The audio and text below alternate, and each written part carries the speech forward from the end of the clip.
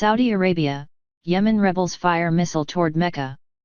Dubai, United Arab Emirates, Shiite rebels in Yemen fired a ballistic missile toward the holy Muslim city of Mecca overnight, Saudi Arabia said Friday, the insurgents' deepest strike yet into the kingdom amid the country's stalemate civil war.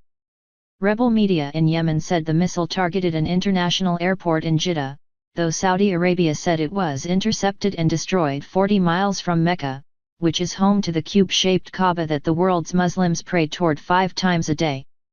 The missile launch shows the capability of Yemen's Shiite rebels, known as Houthis, and their allies to continue to strike Saudi Arabia. It also drew the immediate anger of Saudi citizens, as the protection of Mecca is a key pillar of the Saudi royal family's prestige and the country's national identity. The Saudi military said the missile, fired Thursday night from Yemen's northwestern Sa'ada province bordering the kingdom, caused no damage. The Saudi military has a supply of U.S-made, surface-to-air Patriot missile batteries it previously has fired at Houthi-launched missiles. The military said in a statement carried by the state-run Saudi press agency that it immediately targeted the area where the missile was launched in airstrikes. The Houthis and their allies, including forces loyal to former Yemeni President Ali Abdullah Saleh, have a stockpile of Soviet-era Scud missiles and locally designed variants. The Houthi-controlled satellite news channel Al Masirah published a bulletin saying its forces had fired a Volcano 1 variant missile at Jeddah's King Abdulaziz International Airport, without mentioning Mecca. That airport is 45 miles northwest of Mecca. The Houthi-controlled Saba news agency said the missile directly hit the airport and caused massive destruction. There were no immediate delays or diversions affecting the airport Friday.